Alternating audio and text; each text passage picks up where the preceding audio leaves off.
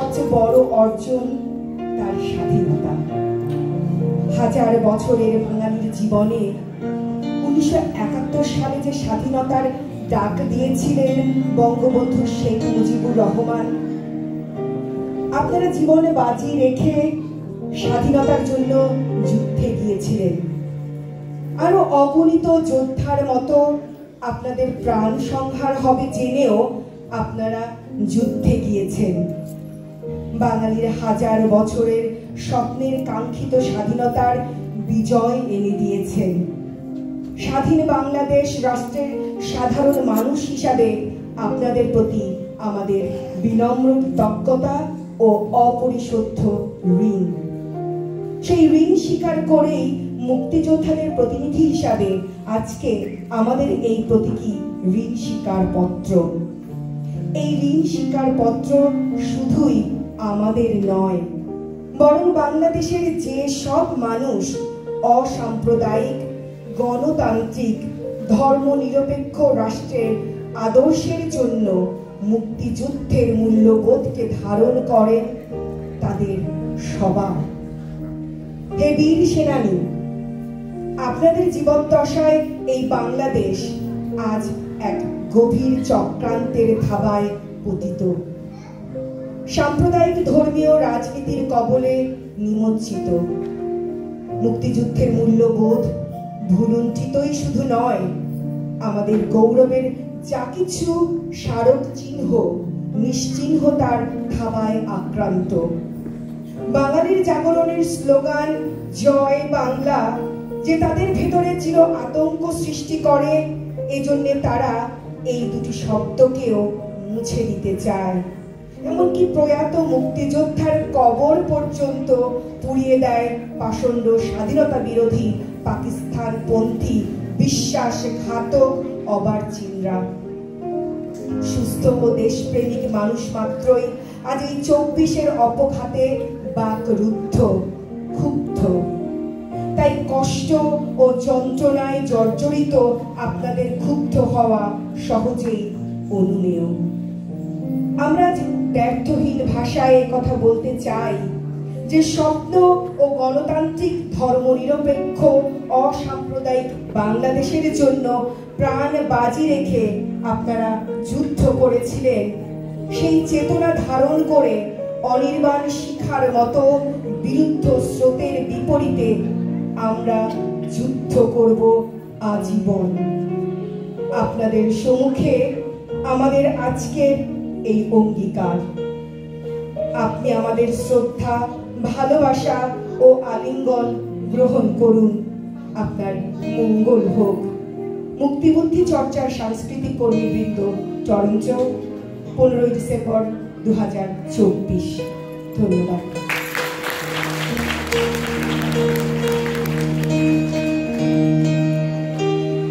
এবার মুক্তিযোদ্ধাদের হাতে এই আমাদের ঋণ স্বীকারপত্র, একটা ক্রেস্ট তুলে দিবেন মুক্তিযোদ্ধার সন্তান শ্যামলী সাহা, জামিল বিন খলিল, শেখ শামসুর নাহার। আমি তাদেরকে মঞ্চে আহ্বান করছি।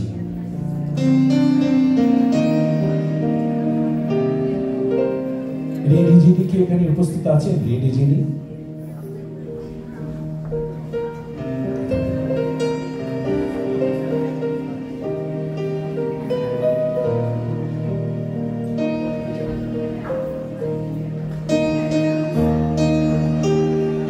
জামিল বিন খলিল, আপনি ক্রেস্ট এবং সম্মাননা নিয়ে আসেন প্লিজ।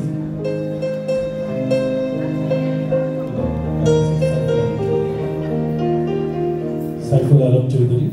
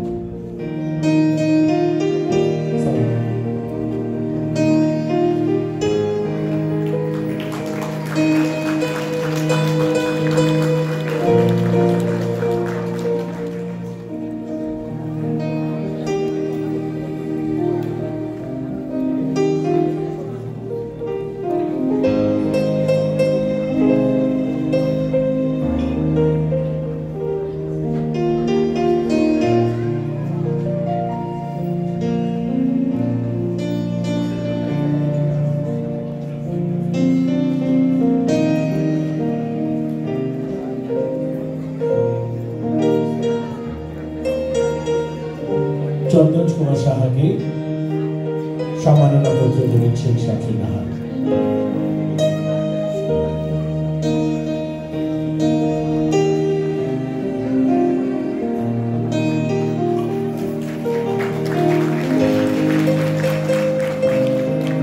শিমুল সাহা দেবেন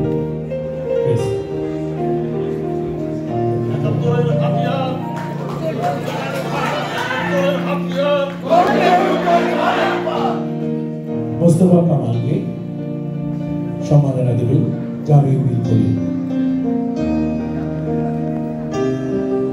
প্রেস দেবেন শেখ শামসুন নাহার।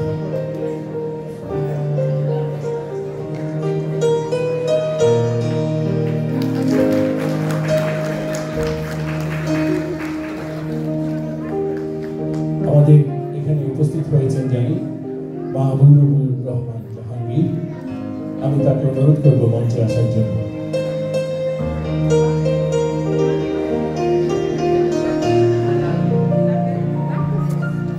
এবার বীর মুক্তিযোদ্ধা চন্দন কুমার সাহার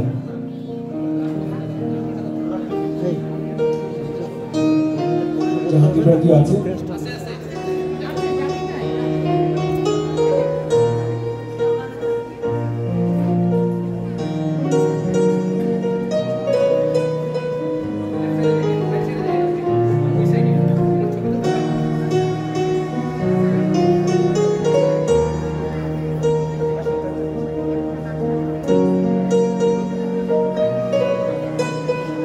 মাহবুবুর রহমান জাহাঙ্গীর, যাকে আমরা MR জাহাঙ্গীর নামে জানি, তাকে সম্মাননা ও ক্রেস্ট তুলে দেবেন জামিউল মিলকলি ও শেখ শামসুন নাহার।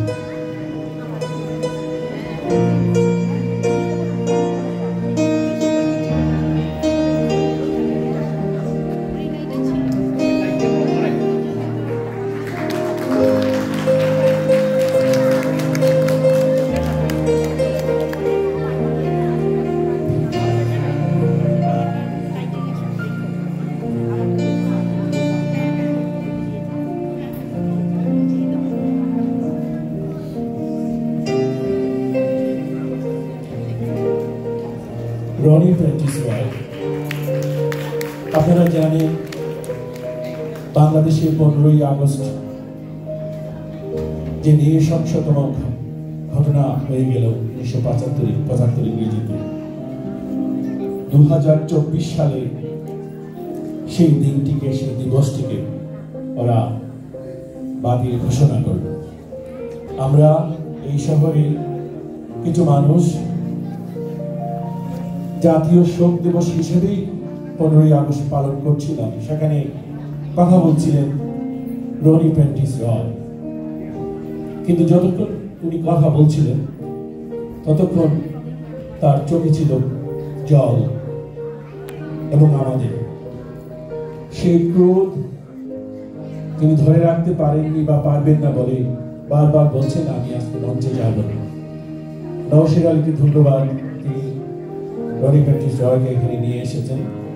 রনিদাকে অভিবাদন, ধন্যবাদ, এখানে এসেছেন। শিমুল সাহা রনিদার হাতে ক্রেস্ট ও সম্মাননা তুলে দেবেন।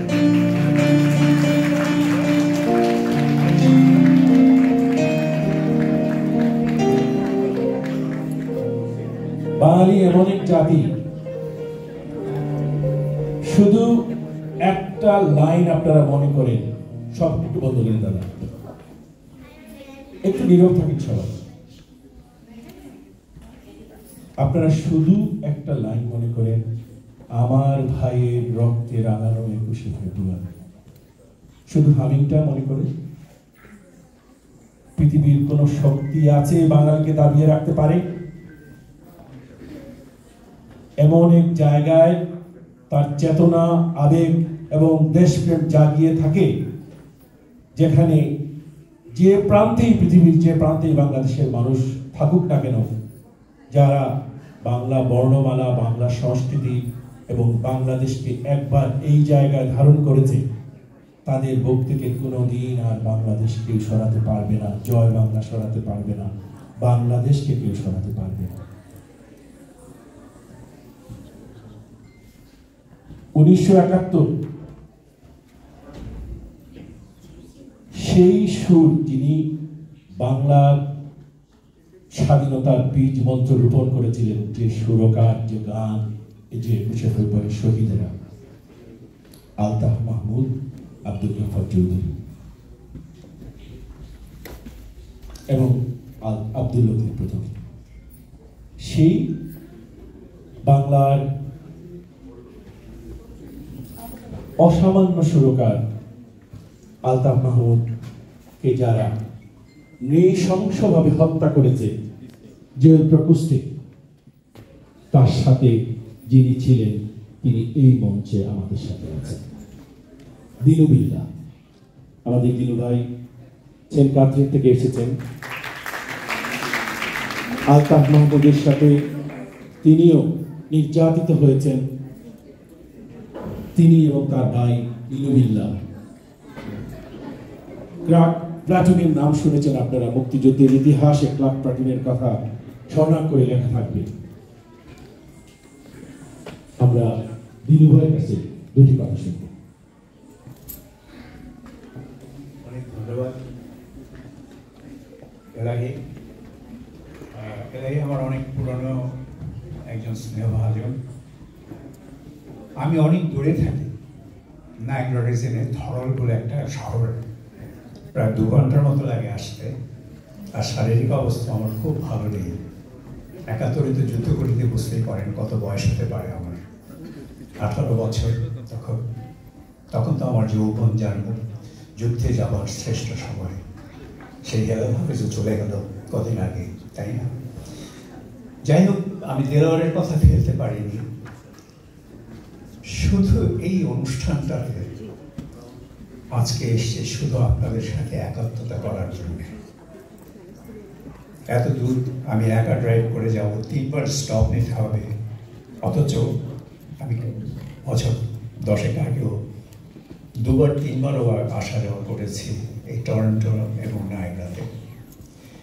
যাই হোক, আমি দেলোয়ারের কথা মতো আমি এসছি আপনাদের সাথে। 71-এ যেমন আমাদের শকুনরা খামচে ধরেছিল, ঠিক একইভাবে আবার 24-এ আমাদেরকে আবার খামচে ধরেছে আমাদের পতাকা। যেই পতাকার জন্যে আজকে আমার পরিবার বলেন, লক্ষ শহীদ যেভাবে প্রাণ দিয়েছে, নির্যাতিত হয়েছে, আমরা কিন্তু এভাবে তাদেরকে ছেড়ে দেব না।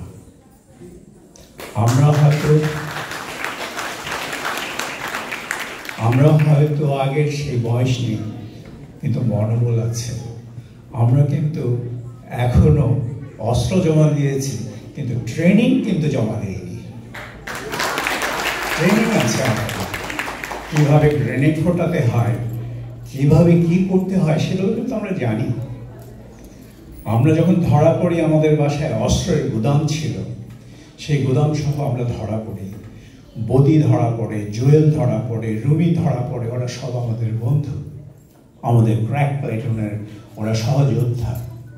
তারা ধরা পড়ে, এবং তখন তো আর সেলফোন ছিল না, যার জন্য আমরা ধরা পড়ে যাই। হ্যাঁ, আমরা লুকিয়েছিলাম।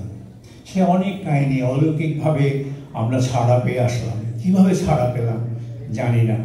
সে অত্যাচারের বিবরণ আমি 1-2 বইতে আমি লিখেছি। যদি কখনো সময় হয় সেটা নিয়ে একদিন বলবো। আজকে যারা আমার সহযোদ্ধারা আছেন তাদেরকে আমি অবশ্যই আমার কৃতজ্ঞতা জানাবো আর কি। ধন্যবাদ, ভালো থাকুন।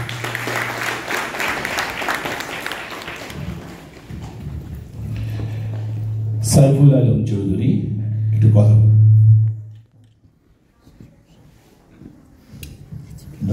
ধন্যবাদ। বীর মুক্তিযোদ্ধা, এই কথাটার প্রতি আমার একটু বিরাগ আছে। আমরা যারা বেঁচে আছি, আমাদের শুধু মুক্তিযোদ্ধা বললেই আমার মনে হয় আমরা কৃত হব। বীর যাদেরকে আমরা হারিয়েছি, যারা শহীদ হয়েছেন, তারাই বীর।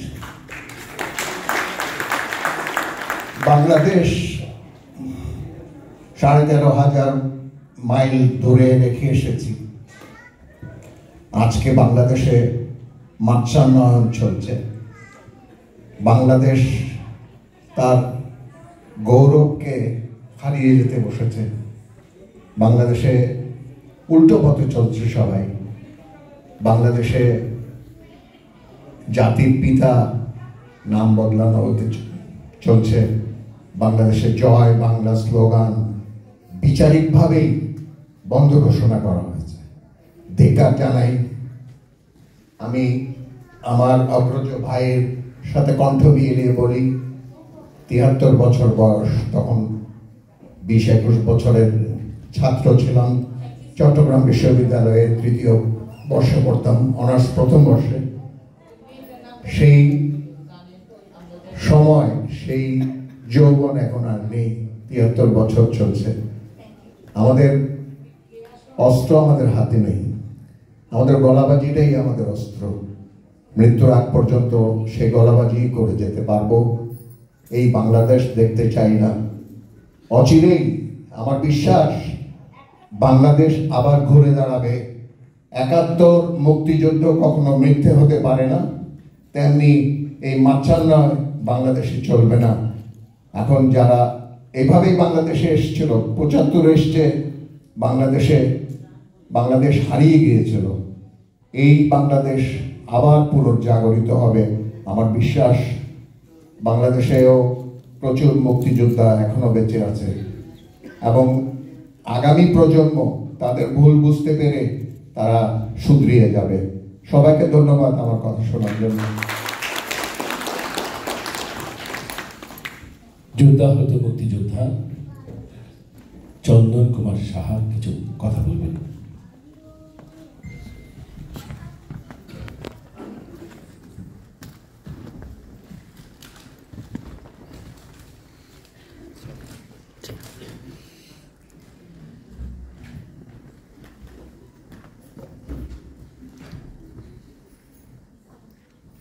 আজকের অনুষ্ঠান মুক্ত বুদ্ধি চর্চার সাংস্কৃতিক সংগঠন এবং নেতৃবৃন্দ, আপনারা যে আয়োজন করেছেন, আজকে বিজয়ের মাস। দুঃখ ভারাক্রান্ত হৃদয় নিয়ে আজকে বলতে হয়, আমরা আজকে এই 2024 সনের বিজয় আমরা দেখতে পাচ্ছি না, কিন্তু তথাপি বিজয়কে আজকে এই মুক্তিযুদ্ধ মুক্ত বুদ্ধি চর্চা সাংস্কৃতিক সংগঠনটি আয়োজন করার জন্য আমি ওনাদেরকে আন্তরিকভাবে আমার শুভেচ্ছা জানিয়ে, রক্তিম শুভেচ্ছা, লাল গোলাপ শুভেচ্ছা জানাচ্ছি আপনাদেরকে। প্রিয় সুধী মণ্ডলী, আপনারা যারা আজকে মুক্তিযুদ্ধের চেতনায় বিশ্বাস করে এই মঞ্চে এসেছেন, যারা আমরা কানাডার বাড়িতে বিদেশ বাংলাদেশ থেকে সুদূর প্রবাস জীবন এখানে এসেও আমরা বসে নাই, আমরা আজকেও সেই সাংস্কৃতিক সংগঠনের মাধ্যমে আমরা উজ্জীবিত হতে চাই, আমরা জাগরণের গান গাইতে চাই। প্রিয় বন্ধুগণ, আমরা আজকে যদি এখান থেকে জাগরণের গান না শোনাই, আমার বাংলাদেশের মানুষ আজকে যেভাবে দিন যাপন করছে আপনারা এখানে বসে কল্পনা করতে পারবেন না। আমরা বাংলাদেশকে স্বাধীনতার জন্য আমাদের জীবনকে বিপন্ন করে আমরা সেদিন যুদ্ধক্ষেত্রে গিয়েছিলাম।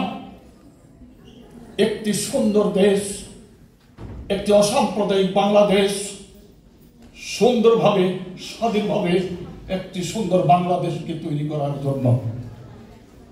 প্রিয় সতী মণ্ডলী, আমাদের সে আশা পূরণ হয় নাই। গত জুলাই এবং আগস্টের যে ঘটনা আমরা দেখেছি, এরা কারা? আমার আজকে প্রশ্ন হচ্ছে এখানে, এরা কারা? এরা কি করতে এসেছে? বাংলাদেশের মুক্তিযোদ্ধারা এখনো মরে যায় নাই। আমার বড় ভাই এখান থেকে বলেছেন আমরা ট্রেনিং, আমরা কিন্তু ট্রেনিং এখনো জমা দিইনি, অস্ত্র জমা দিয়েছি। এখনো আমরা রণাঙ্গনে যদি প্রয়োজন হয়, আমাদের যদি দরকার হয়, আমরা আবার আমার যুব সমাজের সঙ্গে দাঁড়িয়ে কাঁধে কাঁধ মিলিয়ে অস্ত্র নিয়ে আমরা এই বাংলাদেশকে অবশ্যই আমরা স্বাধীনতার স্বাদ এই বাংলাদেশকে দিয়ে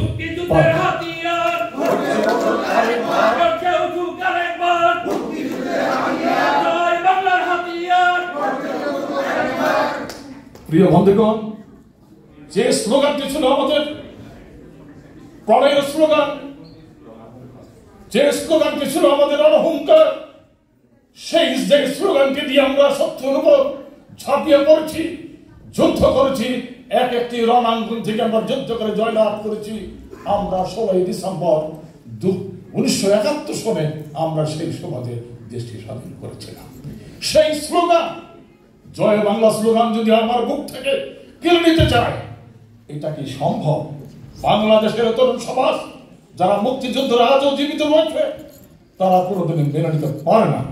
প্রিয় বন্ধুগণ, আরো খবর পাচ্ছি আমরা এখানে বসে, প্রিয় বন্ধুগণ, যে আমার যে জাতীয় সঙ্গীত, সেই জাতীয় সঙ্গীতকে পরিবর্তন করার জন্য ওরা অপচেষ্টা করছে। আমার যে জাতীয় সঙ্গীত এবং জাতীয় পতাকা ওরা খামচে ধরেছে, আমার এই পতাকা ছিন্ন ভিন্ন করে দেবে বলে, কিন্তু বাংলাদেশের মানুষ আজকে আবার উজ্জীবিত হয়েছে, আমরা ফিরে দাঁড়াবই। তাই আপনাদেরকে আমি অনুরোধ করব, যারা এই টরন্টোতে বসে আছেন, প্রিয় বন্ধুগণ, আপনারা আমাদের সঙ্গে একাত্মতা বোধ করবেন এবং বাংলাদেশের মানুষ যাতে আবার জেগে ওঠে, তার জন্য এই মঞ্চ থেকে আপনারা স্লোগান তুলবেন। তাহলেই আমার বাংলার মানুষ উজ্জীবিত হবে। প্রিয় বন্ধুগণ, উজ্জীবিত যদি হয়, আবার আমরা ঘুরে দাঁড়াবো, আবার আমরা সোনার বাংলার গান গাইতে পারবো, আবার সেই বাংলায় আমরা যেতে পারবো। প্রিয় বন্ধুগণ, আমার সেই বাংলা, আমি যুদ্ধ করতে গিয়ে, প্রিয় বন্ধুগণ, আপনারা জানেন আমি যুদ্ধে গুলিবিদ্ধ, আমার এই বাম হাত এবং এই বাম পায়ে গুলিবিদ্ধ হয়েও পাকিস্তান আমাকে ধরে রাখতে পারে নাই। আমি সেখান থেকে গুলি করে, আমার কাছে এসএমজি ছিল, আমার কাছে গ্রেনেড ছিল, আমি সেগুলো বাস্ট করে আমি সেখান থেকে পালিয়েছি। আমার সহযোদ্ধারা আমার সেখান থেকে আমাকে উদ্ধার করেছে। প্রিয় বন্ধুগণ,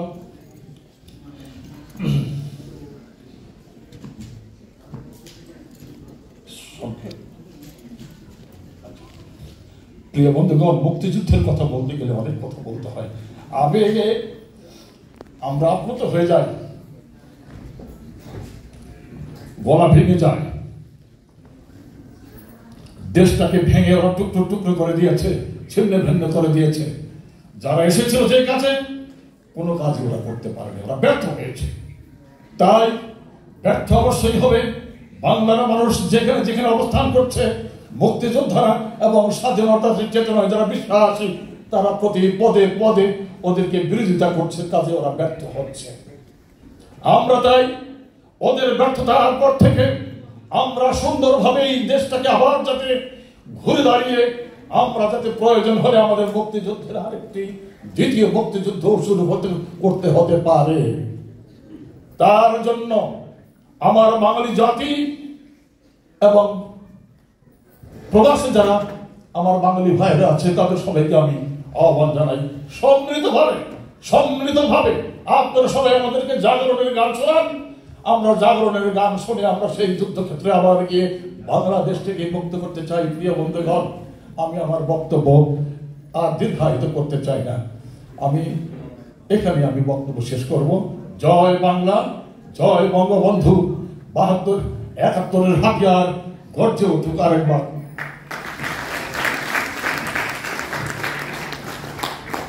মুক্তিযোদ্ধাদের সন্তান হিসেবে দুটি কথা বলবেন শেখ শামসুল নাহার।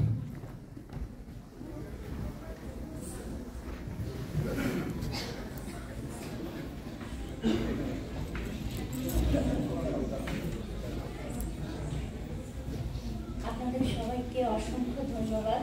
আমার মতো একজন খুবই সাধারণ একটা মানুষকে আজকে আপনাদের সবাইকে অসংখ্য ধন্যবাদ যে আজকে এত বছর পরে এই মঞ্চে এতজন মুক্তিযোদ্ধার মাঝখানে আমাকে আপনারা স্থান দিয়েছেন, অসংখ্য ধন্যবাদ। আমি একটা ছোট্ট কথা বলতে চাই, আমি এখানে কোনো দুঃখ প্রকাশ করার জন্য আসি নাই, আমি প্রতিবাদ জারি করার জন্য এসেছি। 32 নম্বরে যে আগুন দেওয়া হয়েছে, আমরা 1971-এর যারা আছি প্রজন্ম, আমরা সেই পোড়া ছাই, আমরা সেই পোড়া আগুন। একটা 32 নাম্বার পুড়িয়েছে, হাজার হাজার কোটি কোটি হৃদয়ে এখন 32 নম্বরে আগুন জ্বলে। এ আগুন নিভবে না, এ আগুন নিভবে না। আমরা সেই দিন শান্ত হব যেদিন আমাদের বাংলাদেশ রাজাকারের ক্ষমতায়ন মুক্ত হবে। মুক্তিযোদ্ধার কবরে আগুন দেওয়া এই শব্দ আমরা মানব না। এর প্রতিবাদ জারি করার জন্য আজকে এসেছি। এখন যৌবন যায়, যুদ্ধে যাবার তার শ্রেষ্ঠ সময়। জয় বাংলা বলে আগে বাড়ো। জয় বাংলা, জয় বঙ্গবন্ধু। ধন্যবাদ। আপনাদের সবাইকে ধন্যবাদ। শ্রদ্ধেয় মুক্তিযোদ্ধা এখানে এবং যারা শহীদ হয়েছেন এবং যারা পৃথিবীর নানা প্রান্তে আছেন, আমরা একথা উচ্চারণ করতে চাই যে আমরা আপনাদের কাছে ঋণী, আমরা ঋণী থাকব। আপনারা আসন গ্রহণ করুন।